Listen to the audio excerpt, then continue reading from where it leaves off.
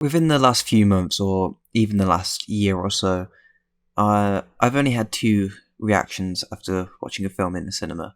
I either come out thinking the film was extremely average, or I think the film was a complete waste of money and a pile of dog shit. I'm looking at you, Ant-Man 3. Initially, I thought Creed 3 was going to be the same situation. I thought it was going to be very average, and I thought, you know what, I could miss it at cinema and just watch it at home. I didn't think the trailer was the best for the film. I wasn't a big fan of Creed 2, even though I really like Creed 1. I thought Creed 2 was a bit boring, and I love the Rocky franchise, with the second film being my favourite. However, I can say Creed 3 surprised me, and I actually really enjoyed this film. I thought it was really good. I think the thing that surprised me the most was actually how invested I was within the story and the characters, and the relationship between Adonis and Damien. If you've seen the trailer, you know that Adonis and Damien were close friends when they were young, and Damien was actually quite a successful amateur boxer, and he had hopes of eventually being the champion. However, he was arrested because he brought out a gun when Adonis was fighting some guy that used to abuse him when they were both kids. And then he gets arrested for about 18 years, and so he lives his life in prison, and Adonis goes on to live a very successful life and eventually become the champion, which was Damien's dream.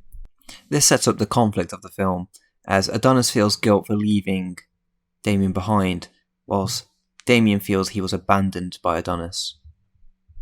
Every good film should have a physical conflict for the protagonist to face, and also an internal conflict, which this film does actually pretty well, to be honest. But they also do it for Damien as well. He has a lot of internal struggle, and I think it owes a lot to the direction and the performances that you see in the film. As always, Michael B. Jordan gives a good performance. I've been a fan of him since seeing him in Chronicle, and he's been playing Creed for a few years now, so he's got this character pretty well. But I think in this film, he actually manages to add new depths to the character, and it makes you like him even more and understand him. But, of course, in this film, the best performance comes from Jonathan Majors. He seems to be on an absolute roll recently.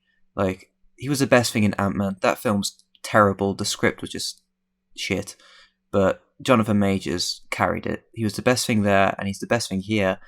But luckily for him this time, he has a good script to work with. What I enjoyed about his performance is actually how subtle he can be by portraying all these different emotions. You feel all the built-up rage he has for being abandoned. You see that he wants to be the champ before he gets too old. But the thing is, you can also see that he doesn't actually want to hurt Adonis, because he still sees him as like a little brother and a friend, and I thought that was just great. But also, he can be subtle, and he can also just be so over the top, and it's just great. He can portray this absolute alpha male boxer. I don't want to say that Jonathan Majors is roided up, but come on, look at the guy. He's just huge. He could knock me out in one punch. He could snap me in half. He's fucking huge. So yeah, he can pose a threat to Adonis, on a physical and emotional level, which, that makes a good bad guy.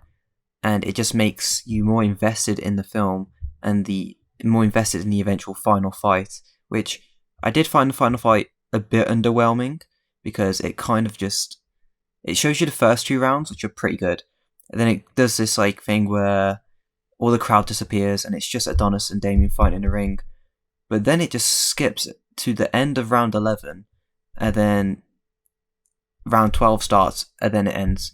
So the final fight was underwhelming, but the whole build up to it and how invested you get was so good. I think the fact that I was more invested within the story and characters just shows how well Michael B. Jordan directed it for a first time.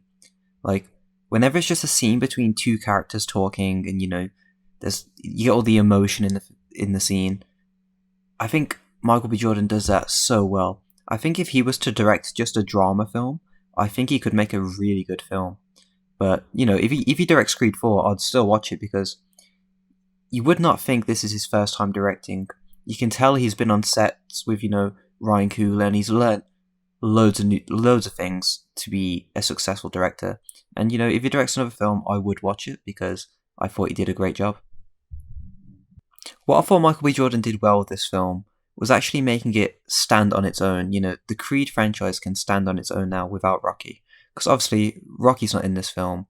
So I can see a lot of uncles going, "Oh, well, I'm not watching this if Rocky ain't in this." But, you know, he doesn't need to be in this film. It's good without him. Like, it proves the Creed franchise can live on as its own thing. It still pays a lot of respect to the old films, but you know, it can be its own thing, and it's for a new generation. It's for a new audience, and this film proves that. And you know what? It did it well. Apparently, Michael B. Jordan was inspired by anime for the fight scenes in this film. I haven't seen a lot of anime, so I can't really, you know, compare. But what I did like was that they actually tried to show fighter IQ, which, you know, if you've seen the old Rocky films, the fights are very dramatic. Obviously, they're great for that, but they are a bit. It's not proper boxing. It's just absolute slugfests. And the Creed films do that, but they do try to be a bit more, you know, inventive with them. You had the one take fight scene in Creed 1, which was really, really good. And then this film tries to have something different, and I think mostly it works. You know, Adonis will, you know, time will slow down. Adonis will analyze the opponent, see an opening, and then he'll execute, like he'll exploit their weaknesses. I think this worked for the most part. However, it did remind me of quick time events in games, especially when Kratos and Atreus fight Baldur. But for the most part, it did work, and it brought something new to the franchise, which I liked.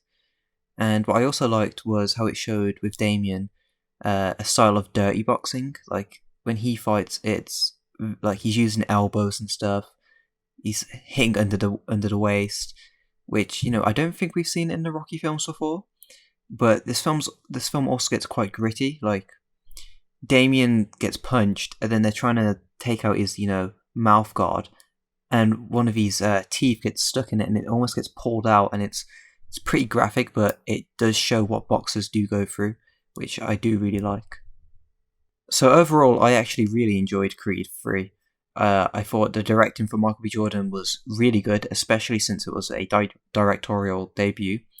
You know, it hit all the right emotional beats, it had the good conflict, the acting was great, especially from Jonathan Majors.